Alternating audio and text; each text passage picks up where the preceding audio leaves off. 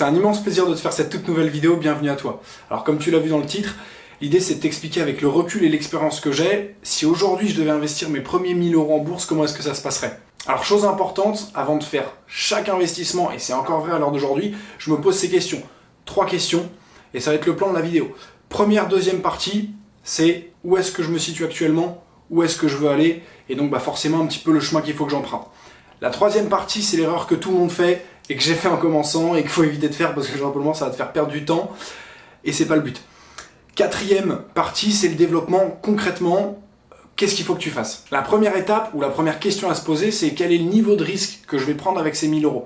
Quel est le niveau de risque que je peux prendre? Pourquoi? Simplement, pour certaines personnes, 1000 € c'est beaucoup d'argent, ça peut constituer la moitié de leur épargne, il ne faut pas qu'ils prennent de risque, parce que simplement, il ne faut pas qu'ils perdent cet argent-là. Pour d'autres, 1000 € ça peut constituer une somme d'argent, mais ils peuvent se permettre de prendre du risque parce qu'ils ont un peu plus d'épargne de côté, ou simplement ils peuvent avoir 1000 € plus simplement. Il va falloir que tu décides, est-ce que 1000 € pour moi c'est très important, est-ce que je peux me permettre de prendre du risque avec ou pas? Alors en gros, il y a 3 catégories. La première c'est très prudent, et tu l'as compris, je ne peux pas me permettre de perdre ces 1000 €, donc je suis très prudent avec. La deuxième catégorie, normale, tu n'es ni dans l'extrême prudence, ni dans l'extrême risque, tu te situes un petit peu dans la normale des gens. Et troisième catégorie, c'est celui qui veut aller plus vite, celui qui veut aller très vite, qui veut augmenter son rendement, mais pour ça, il va falloir prendre un petit peu plus de risques. Alors avant de passer à la deuxième partie de la vidéo, il va falloir que tu définisses si tu te situes dans la première, la deuxième ou la troisième catégorie. La deuxième étape, et donc la deuxième question à se poser, c'est quel est mon horizon d'investissement?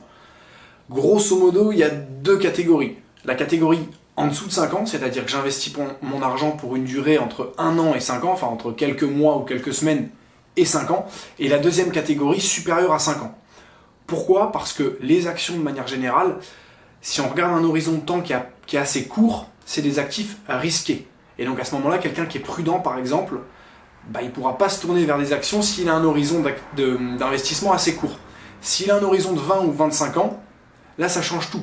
Pourquoi? Parce qu'au-dessus de 20 ans, on considère que les actions, c'est sûr et certain que tu vas gagner de l'argent. On ne se pose même plus la question c'est combien est-ce que tu vas gagner, c'est plus est-ce que je vais gagner de l'argent. Donc quelqu'un qui est prudent, voire même normal, s'il a un horizon d'investissement très court, on verra que c'est peut-être pas les actions vers lesquelles il faut se tourner. Et cette deuxième question, elle peut aussi t'aider à répondre à la première ou réajuster la première. Pourquoi? Parce qu'en te posant la question quel est mon horizon de temps, peut-être que tu vas te dire voilà, dans 6 mois ou 1 an, j'aurai peut-être des grosses dépenses, et donc il faudra peut-être que je récupère mon argent, et cet argent il est peut-être important pendant 6 mois, 1 an ou 2 ans. Et à ce moment-là, entre la question 1 et la question 2, tu vas pouvoir réajuster ton niveau de risque et évidemment l'horizon de temps sur lequel tu vas investir. La troisième étape, en fait c'est pas vraiment une étape, mais c'est l'erreur que tout le monde fait, ou 98% des gens font, et que j'ai fait en premier et qu'il faut éviter de faire si on ne veut pas perdre du temps. Alors concrètement, quand tu vas commencer à investir 1000 €, tu vas te dire super, j'ai 1000 €, je vais couper ça en 10, ça tombe bien, c'est un nombre rond, 100 € par action, je vais acheter 10 actions, terminé, on n'en parle plus. Sauf qu'en faisant ça, tu fais 2 grosses erreurs. La première, c'est qu'on considère que 10 actions dans un portefeuille, c'est pas assez diversifié. En d'autres termes, plus simplement, 10 actions dans un portefeuille, c'est pas assez pour considérer que c'est peu risqué. Il faudra en avoir au moins 30. Et donc 10, c'est pas assez. Et la deuxième grosse erreur, qui est même plus importante que la première, c'est que tu vas payer énormément de commissions, et en fait, tu vas enrichir la banque plus que toi-même. Pourquoi? Parce que si on prend que tu payes entre 2 et 3 € de commission à l'achat et à la vente d'une action, si tu achètes 10 actions et que tu les revends ensuite, ça te fait 6 fois 10 €, 60 € sur 1000 €, ça fait quand même beaucoup d'argent. Et tu vas devoir faire énormément de rendement pour juste rembourser les commissions que tu auras payées, soit à ta banque, soit à ton broker. Donc pour ces 2 raisons-là, 1, tu auras un portefeuille qui n'est pas assez diversifié, et 2, tu vas te mettre à payer énormément de commissions. Acheter plusieurs actions, ou du moins acheter des actions en direct avec 1000 €, c'est une mauvaise idée. Donc l'idée, c'est pas de courir, acheter directement des actions comme tout le monde serait tenté de le faire avec 1000 €. On verra dans la quatrième partie ce qu'il faut faire. La quatrième étape, ça va être le développement. Alors je viens de te dire qu'il ne fallait pas que tu achètes des actions en direct avec 1000 €, mais alors qu'est-ce qu'il faut que tu fasses? On y arrive. L'idée, c'est qu'il y a 3 catégories, un petit peu comme dans la première étape: prudent, normal ou risqué. Si je suis prudent, je vais plutôt me diriger vers un ETF d'obligation. Alors c'est pas l'idée de t'expliquer ce que c'est un ETF dans cette vidéo, mais globalement un ETF c'est un panier de quelque chose. Donc un ETF d'obligation, c'est un panier d'obligations. L'idée c'est que dans un ETF il peut y avoir 100, 200, 500 obligations. Et là 500 obligations, on est largement supérieur aux 30 dont je parlais, et donc on considère que j'ai un portefeuille diversifié. Deuxième chose, tu vas payer un ETF à l'achat, et forcément quand tu vas vouloir le revendre, tu vas payer un ETF à la vente, et dans ce cas, même si on parle de 6 € de commission, ça n'a rien à voir avec les 60 € dont on parlait tout à l'heure. Alors pourquoi un ETF d'obligation quand on est prudent? Pareil, c'est pas l'idée de la vidéo d'expliquer ce que c'est une obligation, mais dans des mots très simples, une obligation c'est un titre qui est garanti en capital. Ce qui veut dire que ce que tu amènes sur la table, tu es sûr de revoir au moins cette somme d'argent. Donc c'est garanti.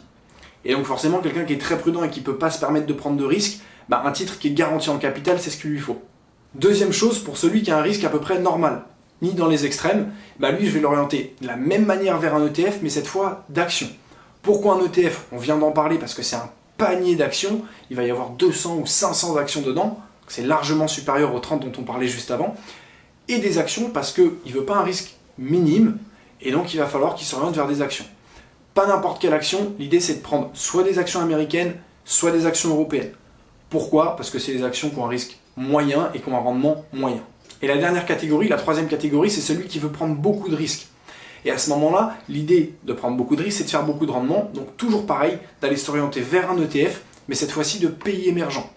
Pourquoi? Parce qu'il y a beaucoup plus de risques, mais s'il y a beaucoup plus de risques, il y a d'énormes rendements à la clé. Et les pays émergents, ils peuvent faire 20-30% par an facilement, contrairement aux États-Unis, enfin aux US ou à l'Europe, qui eux ont des rendements de marché à peu près normaux.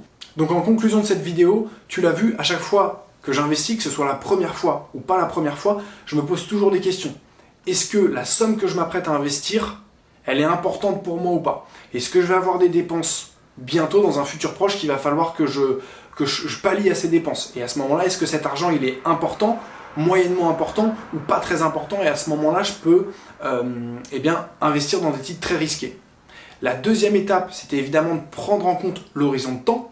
Pourquoi? Parce que plus tu as un horizon de temps court, plus tes investissements sont risqués. Si on prend des actions à l'horizon 20 ou 25 ans, comme j'ai dit tout à l'heure, la question c'est plus est-ce que je vais gagner de l'argent, c'est combien est-ce que je vais gagner. Troisième chose, l'erreur que tout le monde veut faire, acheter des actions en direct avec 1000 €.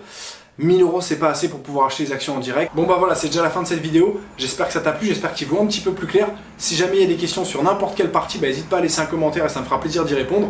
Et en attendant, je te souhaite une grosse motivation et on se voit très vite dans une prochaine vidéo.